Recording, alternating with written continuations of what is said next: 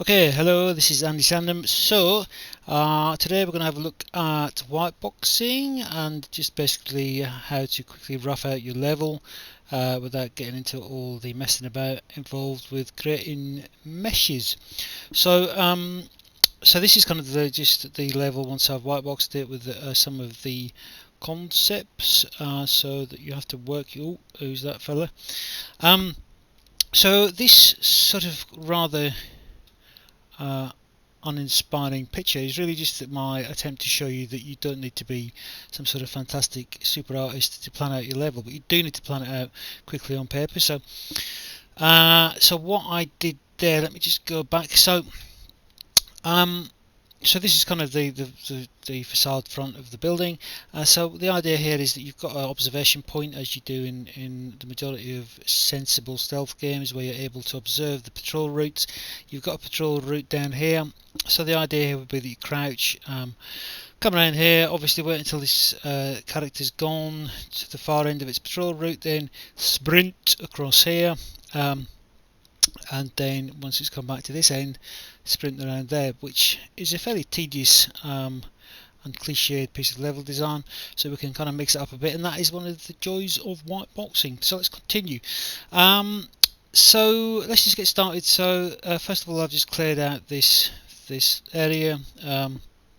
So I've just rebuilt the lighting because we had the shadows were still evident from the previous pieces of geometry we had in there. So also we've got things up there called light mass, importance volume and post-process volume. So we're not using any of the post-processing volumes, I don't think, but they're included in this test scene that Unreal gives you. So the light mass important volume is really to do, I think, so it doesn't have to calculate the lights for the entire map every time at runtime, every time you run the game. But I shall look into that a bit more because it is a little bit of a element I don't know too much about.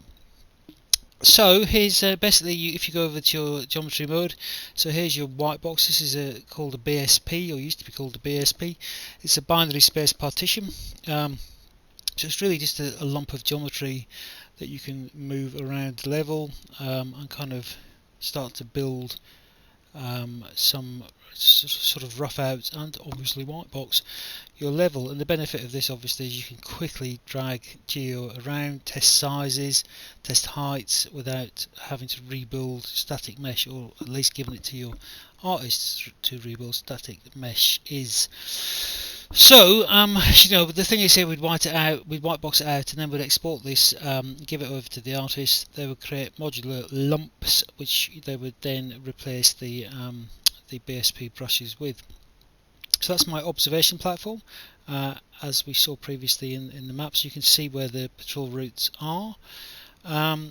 So I've got the vertex there. So you can actually, it's very much kind of like a 3D modeling tool.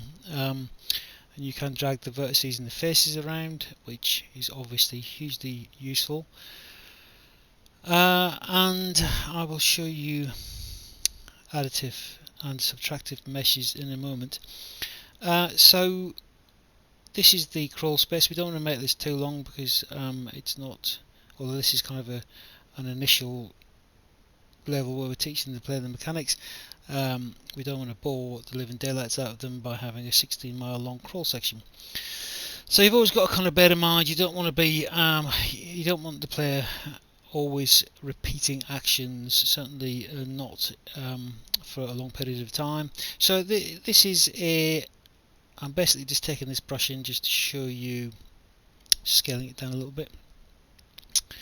So it's called binary space partition because it occupies a area within space. So if we move this binary space partition brush, which is a sphère, as they say in France, we can then go over to subtractive, and then here presto, you've cut a chunk out of your geometry. I wouldn't suggest going too crazy with this because as booleaning in 3D modeling packages, it tends to create some quite complex geometry. So I want to drag this along, so what I mean is I need to then create an L shape. So what I'm going to do is I believe I am going to extrude.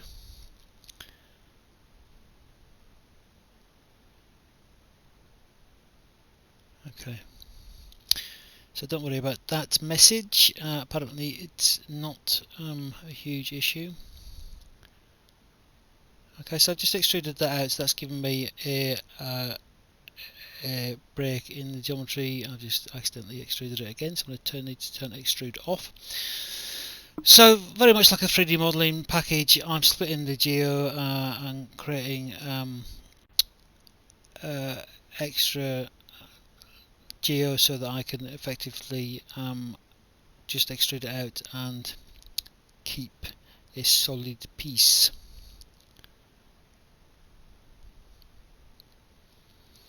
Okay, so I've got that now, so I'm just going to drag another box in. So subdivide, that's the word I was just looking for, which I couldn't find. Yeah, so really, you know, I'm creating more subdivisions so I can just extrude faces out, so you've got a coherent piece of geometry as opposed to just placing pieces of geometry next to one another, which is not good practice in 3D modelling, as I'm sure you know. Okay, so we're going to have to sort of sprint across to the safe point, like an island in the middle of the danger zone. So I'm just going to copy this chunk of geo over. I'm going to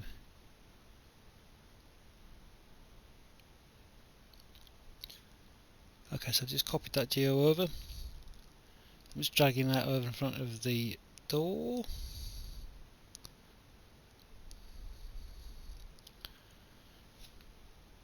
Just going to get that into position. So you need to sprint across to the island, so we can already see that it's quite a tight space there, so I'm going to need to start moving things around. So this is obviously hugely useful when you've just got BSPs or Whitebox brushes, because you can just drag everything about quickly. So as we can see, if I'm just playing that there, there's going to be no real jeopardy if you're sprinting across a 1 foot space. So we need to expand that area between the save points so that you are in jeopardy, obviously jeopardy being an important part of game design. So where I am now, that's where the patrol is going to start. So we need to make sure that you've got to run quite close to the enemy. So another important part of creating kind of dramatic tension in games is that you need to put the enemies quite close to the player. It's not much use if they're thousands of miles away. So if you can get the player really close to the enemy in a tense situation, for instance hiding behind a box, then that's kind of should be a relatively decent situation that creates tension. So I've just angled that box because that's effectively a bit of an affordance. With regards, I want the player to know they can kind of run across to hide behind that box, so I've kind of angled it in a way that's suggesting that. Here's something else that I want to do with regards to what I was just saying about keeping the enemy close, is that you want to kind of make the enemy really visible to the player. You don't want them to be completely hidden, again increasing tension. So you'll see this in a lot of games when you're kind of having to hide and something is very close to you, walking past for instance. So I've made that subtractive. You see you've got a little chunk out of the geometry there, so once you've got your patrol going, it's going to give the impression that that thing could possibly see you. You don't know what that thing is yet, but the thing that is going to be on the patrol route. So I'm just going to quickly finish up by moving all the walls in, just enclose that space. One of the main things junior designers do when they're setting out new levels is to make absolutely enormous spaces.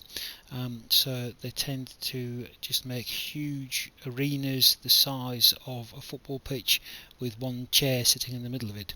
So you do want to kind of fill your space, or unless you're trying to expose the player to some sort of dramatic tension situation, for instance sprinting across a huge wide open space. Got to be careful. Okay, on that note I'm going to leave it.